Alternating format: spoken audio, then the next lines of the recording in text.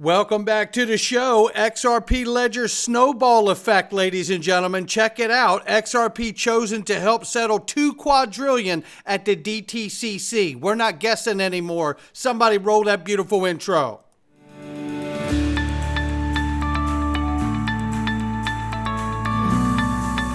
Digital Perspectives with Brad Kimes. Come on in.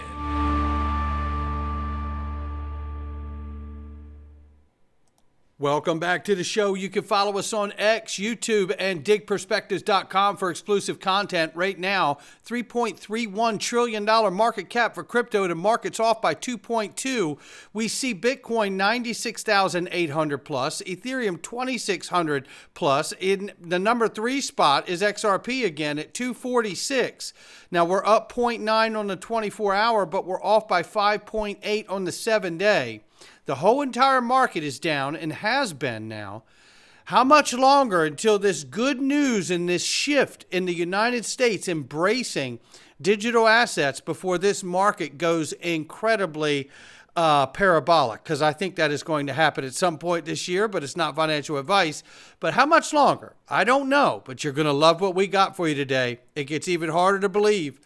We're at 245, but we're ranging between 240 and 252. We'll keep an eye on it. I do want to remind you right now, this is a great time for you to analyze your 401k or your IRAs or your 403b. You can roll this stuff over, transfer your existing IRA or start a new one. You can do it all here. You get your own back office. The empowerment you get from this is really bar none. You really can't speak to it. Not to mention the fact that as a retail investor, this is a great place to get institutional grade custody right here. I Trust Capital, link underneath the video. Don't mess around. A lot of people jumping on and getting that straight right now before the market goes crazy. It's a great time. Breaking crypto leaders urge Congress to set clear regulations warning the U.S. risks falling behind as global competitors advance with crypto-friendly policies.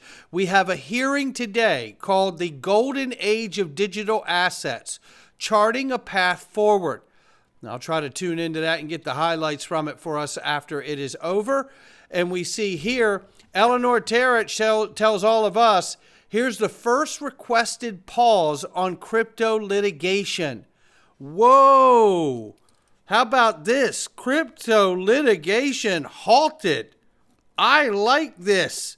Do you like this? And let me tell you something. Remember when Kamala Harris wouldn't acknowledge that she was going to embrace crypto, but she had Mark Cuban out here playing Step and Fetch It and trying to convince her? No, they're going to do a good job. We dodged a bullet, let me tell you that. Because we're seeing a real embrace of this technology and a complete 180. And actions speak louder than words any day of the week. So here you see it right here. This is a pause on crypto litigation in court since Mark Udea took over his acting chair. Binance and the SEC have just filed a joint motion to stay the agency's case against the exchange for 60 days, citing the new SEC Crypto Task Force as having a possible bearing on the case. The work of this task force may impact and facilitate the potential resolution of this case. Following the 60-day period, the parties plan to issue a joint status report to see whether a continuation of the stay is warranted. She goes on to say, I expect we'll see other non-fraud cases like Ripple, Coinbase, and Kraken and others follow suit in this matter. Now that's a great day for crypto. The narrative around crypto is changing, and boy is it. At the Federal Reserve level, in a pair of speeches on Friday, Republican Fed Governor Michelle Bowman and Christopher Waller both signaled a more open stance towards digital assets and their future in the financial system. Their words are notable because, one, Trump will likely choose one of them to replace Michael Barr, former Ripple advisor who was helping enforce Choke Point 2.0, as a new vice chair for supervision, which oversees regulation and how the Fed interacts with banks and crypto. And two, they represent a shift in tone and attitude, as they both previously voted for policies that made it harder for banks to engage with crypto. So how can you trust them to do it right now? Both also voted against Custodia Bank's application to become a member of the Federal Reserve System. And let me just recap this for people very quickly. The reason they blackballed Custodia Bank and Caitlin Long is, I believe personally, is because Custodia Bank's model is to back one-to-one and not fractional lending. And instantly, Custodia Bank would become the most reliable bank in the history of this country, and it would collapse all other banks. And that's why they shut the door on them. But that's just my personal opinion.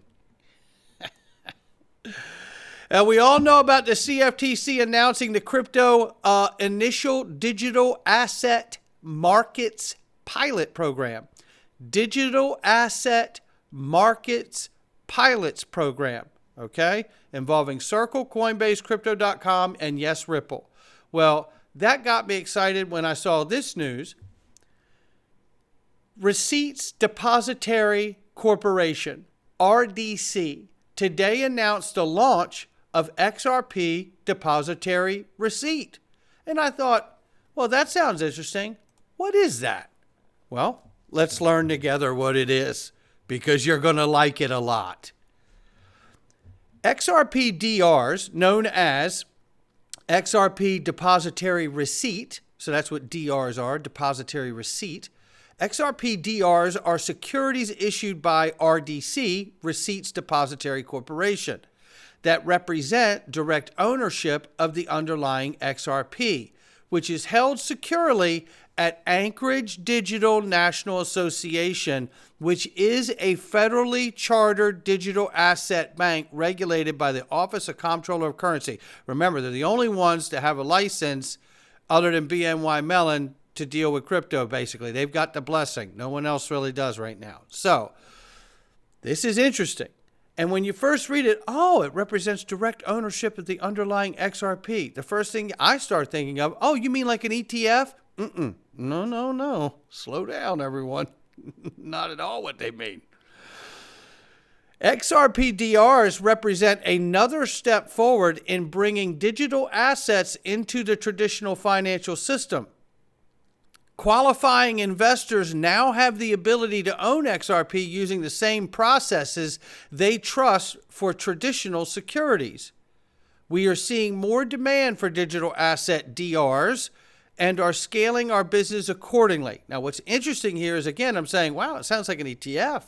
It is not. We look forward to utilizing XRP DRs as an effective capital markets tool that bridges digital assets and traditional securities infrastructure. So now I'm getting a picture that it allows everyone dealing with the clearinghouse, DTCC, the ability to have exposure to XRP through a regulated securities market without holding the asset directly. But it isn't for an ETF. It's to help settle inside of the settlement and clearinghouse structure with a security instrument, because that's what it's regulated for. Listen to this. XRP DRs are RDC's latest expansion to provide Depository Trust Clearing Corporation, which settles over $2 quadrillion a year in derivatives, eligible securities that offer ownership of digital and alternative assets. RDC's leadership brings extensive experience in depositary receipts and institutional market structure, having spent decades working with issuers and investors to evolve DR-based financial products at a leading global bank. As demand for digital assets continues to grow, RDC remains committed to bridging the gap between blockchain-based assets and conventional finance, delivering innovative solutions that drive adoption and market maturity. This is a product that allows people with the clearinghouses to settle using XRP without holding the asset directly. They can take a position with XRP DRs and use it to settle inside of the clearinghouse regulated framework. That's what you're witnessing right now. And it's freaking incredible. And so they don't tell you so straight ahead. They tell you they've got, oh, it's XRPDR. It's nothing to worry about. And at quick glance, it sounds like ETFs, but it isn't. Reminder, DTCC acquired Securrency, which was rebranded as DTC Digital Assets, and security protocols run on multiple chains like Ethereum, Stellar, Ripple, EOS, as well as legacy systems to boot. So that is where we're going. And to remind everybody that we have 2 quadrillion in annual securities transactions settled by the DTCC, and now they're allowed to buy a position on XRPDRs, depositary receipts, so they can use XRP to help settle some of this now. Will XRPDRs help settle the 2 quadrillion each year? An introduction of XRPDRs basically is aimed at integrating digital assets like XRP into a traditional financial system, particularly through infrastructures provided by the DTCC. And here's how they may impact the annual settlement of securities. Efficiency in settlement, direct ownership, similar to how ADRs, which is American Depositary Receipts for foreign stocks, this could potentially streamline the process of settling transactions involving digital assets by leveraging the existing infrastructure of the DTCC, which already handles 2 quadrillion. There's your answer right there. By making XRP more accessible to institutional investors through a regulated framework, XRPDRs could increase the liquidity of XRP within the traditional financial sector. How many times have you heard me on this channel tell you that it is the repositories, the clearinghouses, that will send the liquidity level available on the protocol of XRP Ledger through the roof? And this, in turn, that access to liquidity with the combined utility of the ledger can send the price to levels we have talked about for so many years. Now, with all of that being said, full disclosure, it could contribute to the efficiency of settling digital asset transactions, potentially increase the volume of settlements involving XRP. Their direct impact on 2 quadrillion annual settlement volume would likely be incremental than transformative in the immediate term. The actual influence would depend on broader market adoption. So you get it. In other words, we don't have the numbers to say it's exactly what's going to happen now, but I just shared with you what they've said and what Grok has said. It is absolutely going to be used for a settlement instrument, and that's what's happening. And it's incredible. The banks are loading up on XRP or XRPDRs, and soon enough, they will be doing it en masse, I believe, and the supply of XRP will be shrinking very fast. And at some point, people will refer to that moment as a flip-the-switch moment. And at the same time, we've just learned that Ondo Finance has launched U.S. Treasury T-bills on Stellar and the XRP Ledger, and on the XRP Ledger in conjunction with Biddle, BlackRock. That's incredible to me. Incredible. Now, how about Japan's economy and the U.S. bond market, ladies and gentlemen? Japan's economy plays a significant role in the U.S. bond market. Now, we just went from the DTC and clearinghouses to Japan's bond market, and you're about to find out why here in a second. It is incredibly important and significant when it comes to the U.S. bond market and the economy of Japan. They play an important role because it is a large holder in the U.S. bond market. Japan holds a lot of U.S. bonds. I'm bringing that up because Austin King from Omni, who will be at XRP Las Vegas, recently RLUSD supplied nearly doubled and drove over $400 million in volume. Most don't understand the scale of Ripple's stablecoin strategy. Soon could include a $4 trillion economy from Japan. And here's what you need to know as XRP enters in this next stage of growth. And if you're going to enter with that kind of growth and enter a $4 trillion economy with RLUSD, I think the DTC is the perfect place to launch XRPDRs to bring in the kind of liquidity needed to supply a $4 trillion economy. Austin goes on to say, most people don't know how much market share Ripple has acquired in Japan. Ripple has now spent nearly a decade driving growth in this market. And where did it begin? Well, while Ripple faced headwinds in the U.S. from the SEC lawsuit, it steadily drove growth in Asia. Ripple created a strategic consortium with over 60 banks in Japan, covering over $9 trillion in assets and 80% market share. They have already begun utilizing XRP. By leveraging XRP, Japanese citizens can achieve instant transfers throughout nearly the entire banking sector. This is huge validation of the utility that XRP is providing banks, but it could be just the beginning.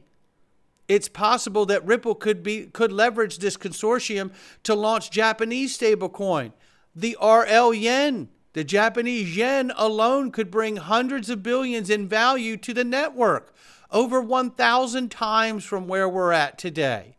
And that's only one country.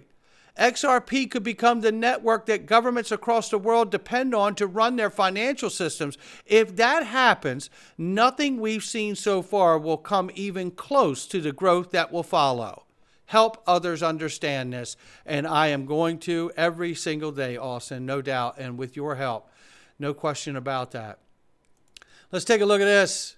David Schwartz says we're on the cusp of mass institutional adoption, and I'm inclined to agree with him. I feel like we really are on the cusp of a mass institutional adoption, both of DeFi and of other blockchain technologies. I really do too.